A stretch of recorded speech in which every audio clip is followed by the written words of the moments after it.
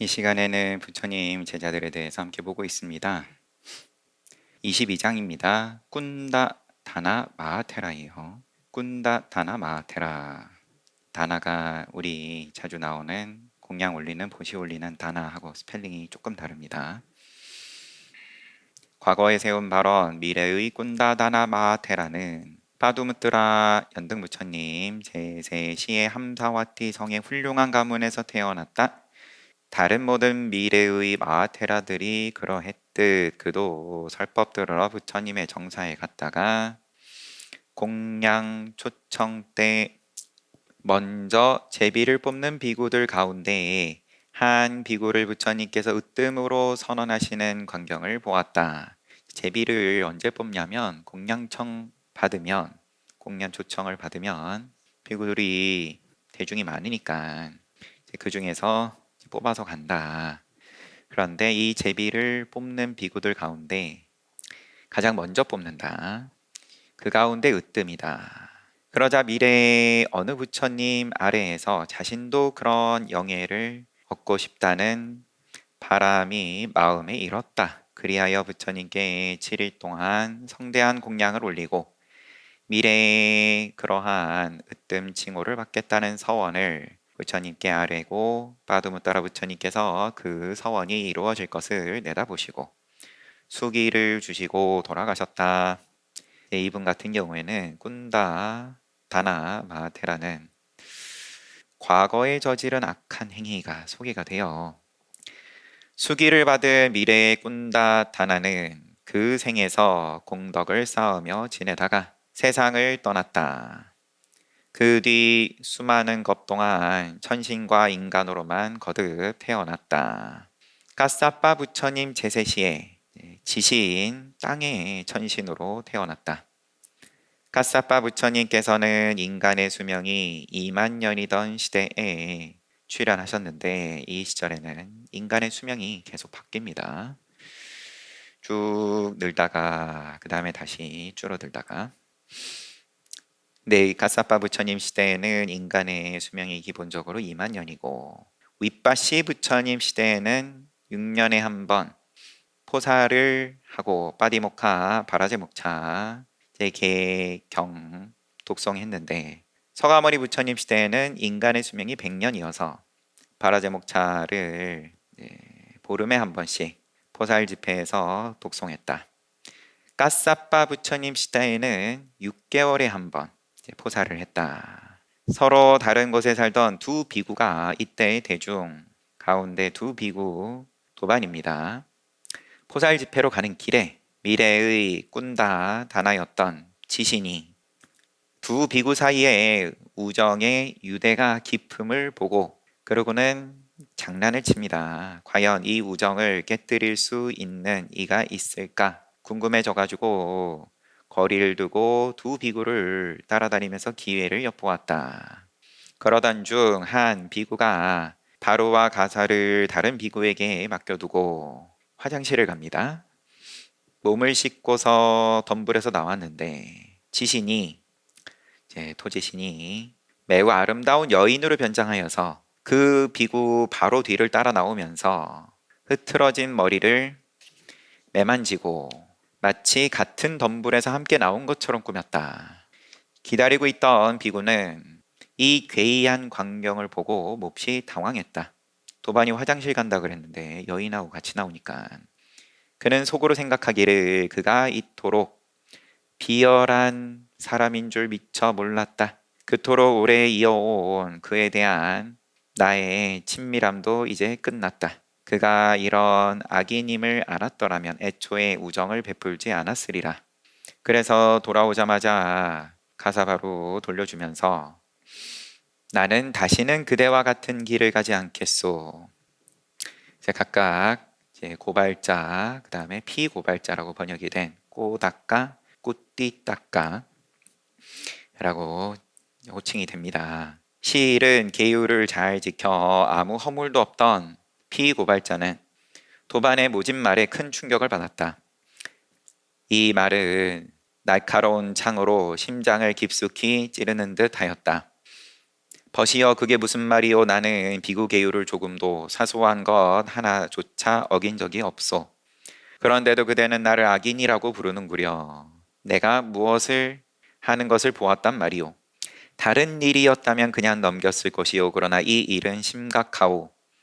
그대는 매우 아름다운 여인과 함께 시간을 보내고 같은 덤불에서 나오지 않았소. 아니요, 아니요, 버시오. 그것은 사실이 아니요. 그런 일은 결코 없었소. 그대가 말하는 그 여인은 본 적조차 없소. 그러나 고발자는 제 눈으로 본 것을 확신하였다. 피고발자가 3번이나 잘못한 일이 없다고 부인했지만 고발자는 자신의 눈만 믿었다. 그 자리에서 피고발자와 헤어졌고 두 사람은 각자의 길로 부처님 정사에 갔다. 포살의식을 위한 장소에서 피고발자가 있는 것을 본 고발자 비구가 이 결계는 타락한 비구로 말미암아 더럽혀졌다. 나는 저 악한 비구와 함께 포살의식에 참여할 수 없다. 그러고는 밖에 머물렀습니다. 이것을 지켜보던 도지시는 후회하였다. 그리고는 참여하기 위해서 나이가 든 제가자의 모습으로 변하여서 고발자에게 다가가서 존자시여 어찌하여 결계 밖에 계십니까? 일이 너무 커지니까 비구가 오해를 하여서 포살의식에 참여하지 않는 상황까지 가니까 그럼 너무 큰 악업을 저지르게 되는 거다 보니까 토지신이 이 결계 안에는 계율을 깨뜨린 비구가 있습니다. 그와 함께 포살의식에 참여할 수 없어 멀리 떨어져 있는 것입니다. 그리 생각하지 마십시오. 존자시여 그 비구의 계행이 청정합니다. 존자께서 보신 그 여인은 다름 아닌 저 자신이었습니다. 두 분의 우정이 얼마나 굳은지 시험하고 두 분이 계율을 잘 지키는지 살펴보고 싶어서 여인의 모습으로 제가 한 것이었습니다. 당신은 누구십니까? 저는 지신입니다. 존자시여. 그리고는 비구의 발 앞에 엎드려서 용서해 주십시오. 존자시여. 피고발자는 이 일에 대해서 아무것도 모릅니다. 그러니 존자께서 포살의식을 이어가시기 바랍니다. 두 비구는 같은 장소에서 포살의식을 거행하였으나 고발자는 끝내 피고발자와 화목한 사이를 되찾지 못하였다. 피고발자는 통찰을 잘 수행하여서 점차 아라한과를 증득하였다. 고발자의 입장은 소개가 안 돼 있습니다. 과위에 올랐다는 이야기는 없고 지시는 까사빠 부처님과 우리 부처님 고따마 부처님 사이에 무한겁 동안 그 악행에 대해서 과보를 겪었다. 대부분의 세월을 비참한 악처에 거듭 태어나서 보냈고 지옥악의 축생 인간으로 태어났을 때에도 남들이 저지른 잘못에 대한 비난을 뒤집어 써야 했다. 지시는 고따마 부처님 제세시에 사와띠에서 바라문으로 다시 태어났다. 부모는 그에게 다나라는 이름을 지어주었다. 나중에 부처님의 설법을 듣고 부처님께 귀의하여 비구가 되었다. 다나가 비구가 된 바로 그날부터 화려하게 치장한 여인이 그가 가는 곳마다 늘 따라다녔다. 그가 가면 여인도 가고 그가 멈추면 여인도 멈췄다. 이 여인은 정작 그 자신에게는 보이지 않았으나 다른 모든 이의 눈에는 보였다. 장난으로 시작이 되기는 했지만 이게 워낙 큰 악업이 되었다 보니까 뭐 그렇지만 이번 생에 부처님 만나가지고 서가모니 부처님 때 그리고 또 그 제자가 되고 비구가 되고 그러한 복은 있었습니다. 그러한 가운데서도 비구로 사는데 본인은 그럼 억울해가지고 죽겠었겠죠.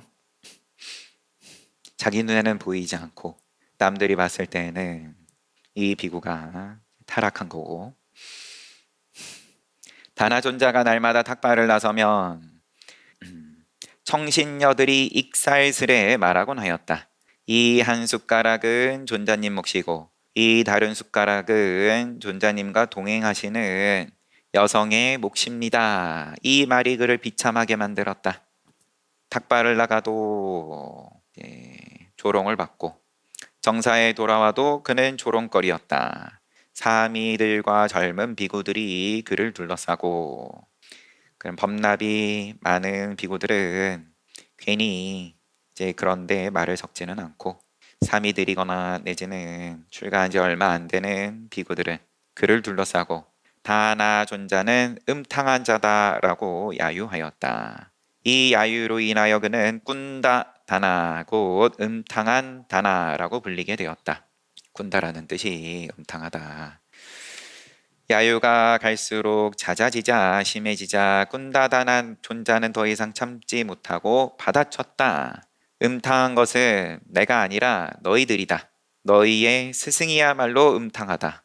너희들의 스승이야말로 음탕한 자이다.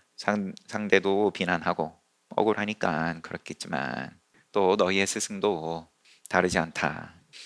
이러한 모진 말을 들은 다른 비구들이 부처님께 이 일을 아뢰었고 부처님께서는 존자를 불러 이것이 사실인지 물으셨다.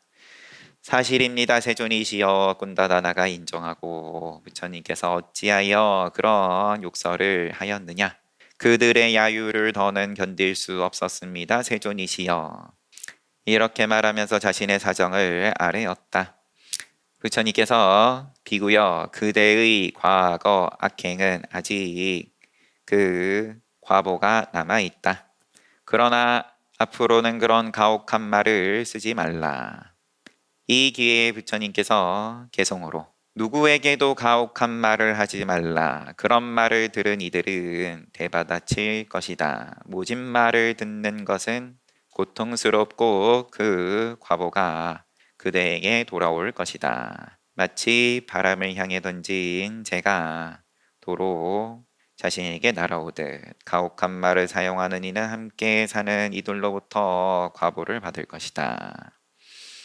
다음 개성. 만약 그대가 테두리가 부러진 징처럼 침착하고 고요함을 지킬 수 있다면, 테두리가 부러져서 두드려도 소리가 안 난다 이거죠. 비유가 침착하고 고요함을 지킬 수 있다면 그대는 열반을 증득한 것이다. 그러면 그대에게 앙심이 없으리라. 설법이 끝날 무렵 많은 대중이 저마다 각자의 경지에서 도의 지혜를 얻었다. 어떤 이는 수다원과 어떤 이는 사다함, 아나함, 그리고 아라한과 얻었다. 비구 대중들에게 설하신 거니까 제가자들에게 설하신 거면은 또 어떤 이들은 삼귀했다도 들어갈 테고 꾼다다나 존자가 여인과 지속적으로 교제한다는 소문이 비구들의 입을 타고 꼬살라 빠세나디 대왕의 귀에 들어갔다. 왕은 소수의 부하들과 함께 존자의 정사를 직접 살펴보며 조사하도록 명하였다. 왕이 가서 보니 꾼다다나 존자는 가사를 깁고 있었고 기우고 있었고 소문의 그 여인도 근처에 서 있었다. 왕은 이 광경에 눈길을 빼앗겼다. 가까이 다가가자 여인은 정사의 처소 안으로 들어갔다. 왕이 뒤따라 들어가서 사방을 수색하였으나 아무도 찾지 못하였다. 그제야 왕은 조금 전에 본 여인이 실제의 인간이 아니라 과보로 인한 환영일 뿐임을 올바르게 결론지었다. 왕은 처음 정사에 들어섰을 때 꾼다다나 존자에게 예경을 올리지 않았지만 존자에게 허물이 없음을 확인한 뒤에 예경을 올리며 존자시여 매일 공양은 잘 받고 계십니까? 그다지 나쁘지 않습니다. 대왕이시여.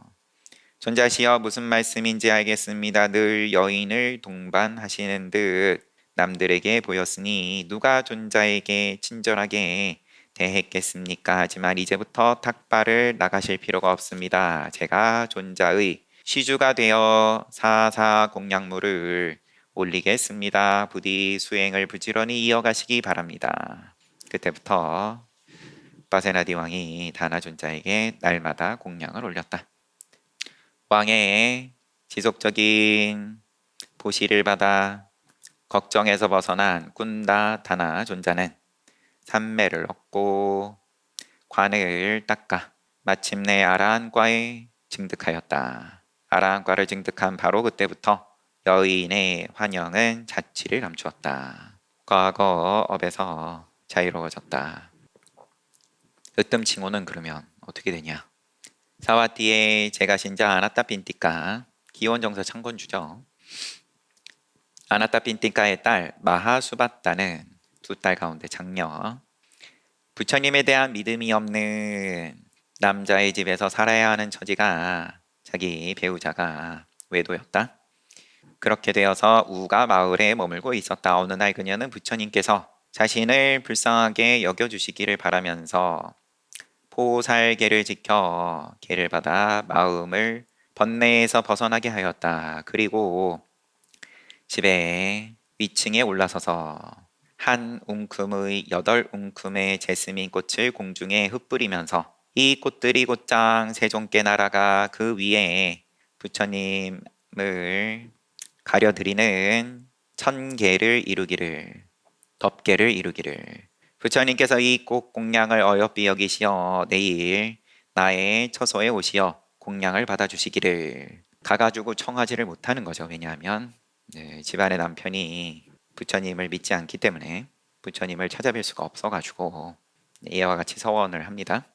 부처님께서 설법하시는 동안 그 위에 이 천개가 덮여 이루어 있었다. 마하수바타가 올린 꽃 1000개를 보신 부처님께서는 그녀의 소원을 아시고 공양을 받으시기로 결심하셨다. 이튿날 아난다 존자 불러서 우리는 오늘 먼 곳으로 공양하러 갈 것이다. 공양 초청에 범부 비구는 동참하지 않고 오직 아라한 비구만 함께한다. 이에 아난다 존자가 비구들에게 버트리어 세존께서 오늘 먼 곳으로 공양을 받으러 가십니다. 범부 비구들은 이번에 함께하지 못하고 오직 아라한만 제비를 뽑으십시오. 그러자 꾼다 다나 존자가 제가 제비를 뽑겠습니다. 가져오십시오. 그리고는 손을 내밀어 제비를 뽑으려고 하였다. 아난다 존자는 꾼다 다나 존자가 아직 아라한이 아닌 범부라 여겨 부처님께 이 일을 말씀드리고 부처님께서는 아난다여 그가 원한다면 제비를 뽑게 하여라. 아난다는 꾼다다나 존자가 제비를 뽑기에 부적합하다면 세존께서 허락하지 않으셨으리라. 이제 허락하셨으니 까닭이 있을 것이다. 그가 뽑도록 해야겠다.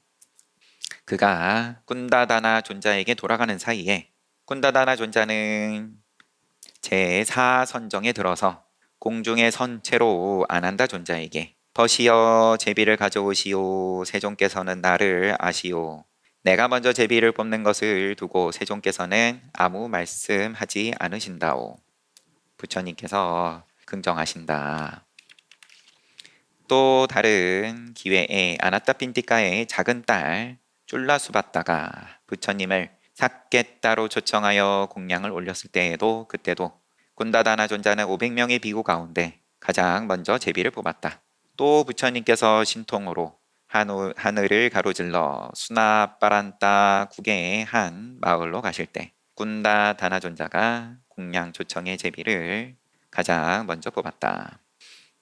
부처님께서 비구 대중들 앞에서 꾸나단다 존자에 대해서 비구들이여 공양 보시를 위해 다른 모든 이보다 가장 먼저 제비를 성공적으로 뽑는 나의 비구 제자들 가운데 비구 꾼다다나가 으뜸이니라 칭호를 주셨습니다.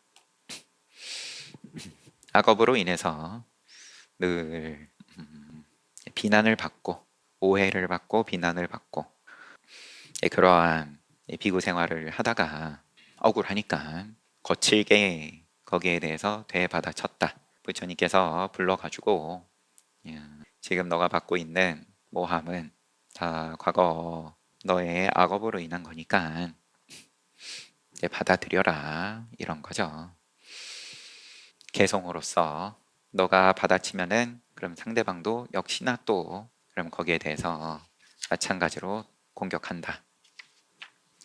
테두리가 부러진 징처럼 두드려도 침착하고 고요함을 지킬 수 있다면 그것이 곧 열반이다. 이제 이러한 일화하고 그 다음에 으뜸 칭호를 받은 가장 먼저 제비를 뽑는다. 이게 연관이 있는 거죠. 오해를 푼 다음에 아라한과에 올라서 그 오해를 이제 받을 수밖에 없었던 원인이 사라지고 그런 다음에는 가장 먼저 항상 제비를 뽑았다.